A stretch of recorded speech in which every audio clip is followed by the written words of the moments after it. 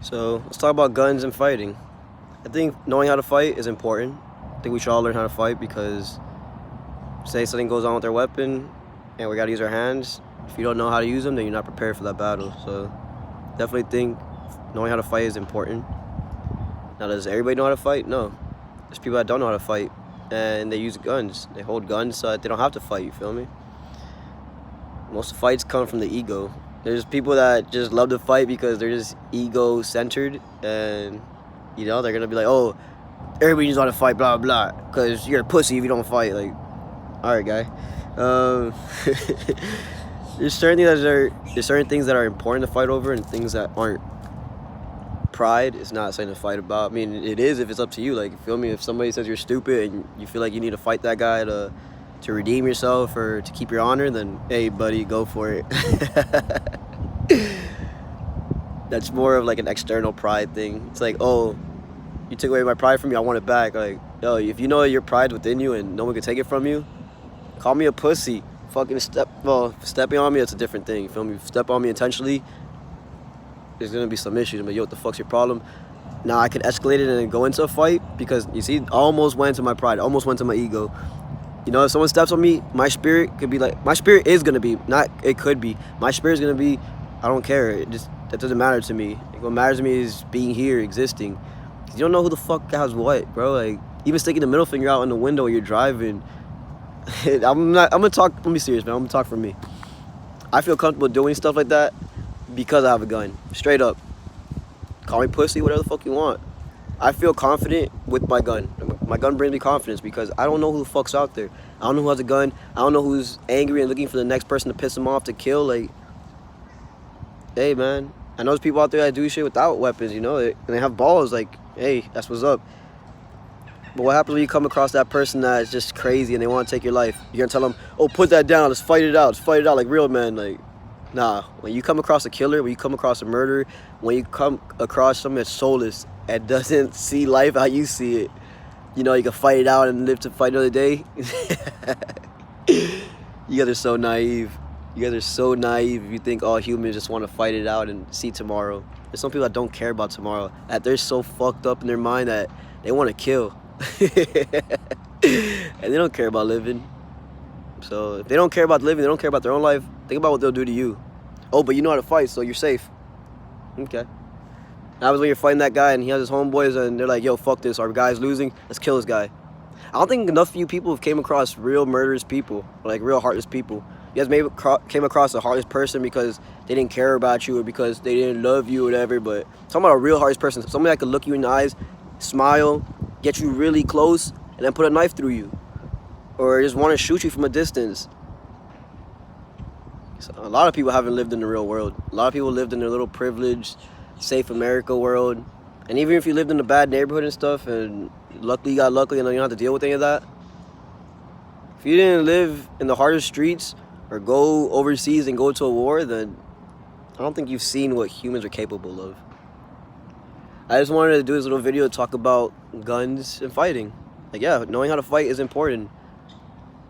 But knowing how to train yourself on equipment and technology is also important. Because look at everybody nowadays. Everybody has a cell phone. Most people have a computer. I don't have a computer. I have a cell phone. My cell phone is my everything. You feel me? Oh, a fish just jumped like a really long distance. That was really cool to see. Like, I literally looked up at the perfect moment. What I'm talking about is certain things are essential in our lives today. Like, we live in a time where technology is prevalent and it's what we use to get by, to do our business and do a bunch of stuff. Nobody rides horses handing fucking paper letters to each other. So the same thing for fighting and violence. You shouldn't be going around with just your fist as your only weapon. If that's your only weapon, sad. I mean, good for you, like, you know how to fight. But what happens when you come across an opponent that doesn't want to fight like that? That wants to take your life? What are you gonna do? You're gonna come up to him real close, knock him a few times, take his gun from him? Do you know a gun is a distant weapon? I gotta take steps back. You guys gotta be smarter. The reason why people were enslaved in the past was because other nations came with more advanced technology and enslaved them. Slaves weren't just, like, I'm pretty sure they're strong. I'm not talking down on anybody. I'm not trying to discredit anybody's history or anything, but I'm pretty sure the slaves had guns and stuff. It would have been a little bit different. The fact that they were just there with their fist and with the normal power, like these guys came with guns and shit. So they're like, yo, look, this is a thunder stick. I could aim it at you and I'll kill you. You feel me? They can't fight back to that. I mean, yeah, you can try, but think about how many people you're gonna lose trying to run up to the first line of guns and trying to disarm them and all that stuff. Like, you guys gotta be smarter, man. Like, I see a lot of people just acting out of emotions and rage, and they don't think about what's gonna happen next. You feel me? They just think about, well, fucking I think that's cute. So yeah, knowing how to fight is very important. I want to learn how to fight. I'm actually training myself now. Some friend yesterday actually showed me some techniques and little things I can work on, and I want to start from the fundamentals and build myself up. Nobody starts as a full-blown firebender. Like, you gotta practice the fundamentals, the movements, moving your energy around your body, feeling the energy, and I don't think it's just beating the fuck out of somebody. Nah, that's like hood fighting, hood training, or hood techniques. But the real fighting, where you can compose yourself, where somebody's giving you everything, you're just basically dodging and moving it out of the way, and then striking when you have to strike. That's some dope stuff, man. That's really dope.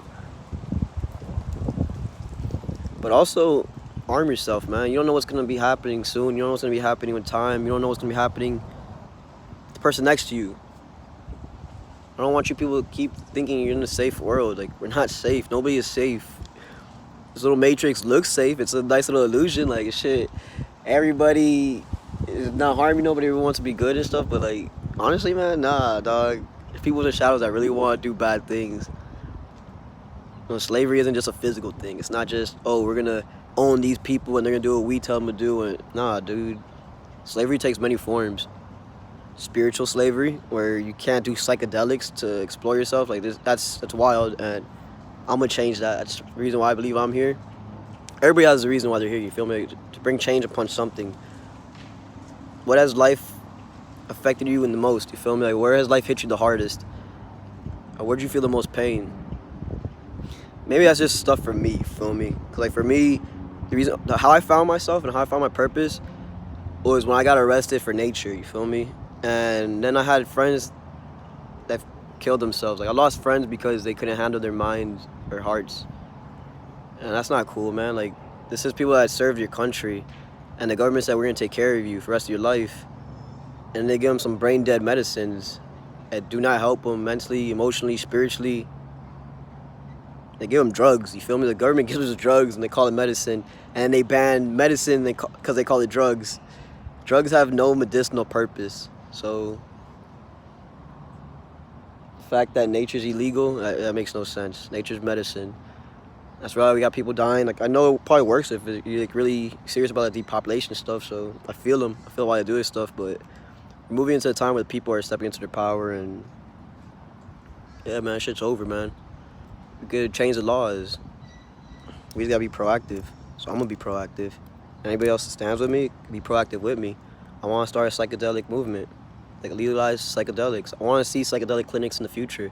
I want to live in a world where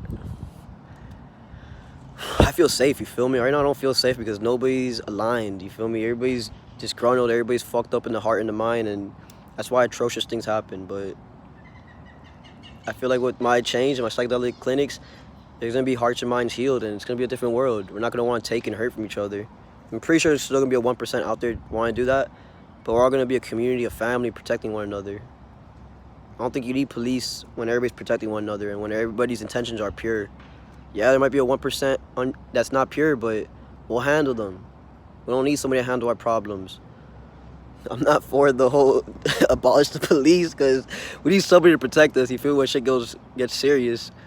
We don't need fucking Power Rangers walking around like they're going to save the day, because dude, I see some civilians wear costumes and they're like, oh yeah, we're the new police. Like, fucking the world keeps getting stranger. I saw another fish. I love seeing fish jump.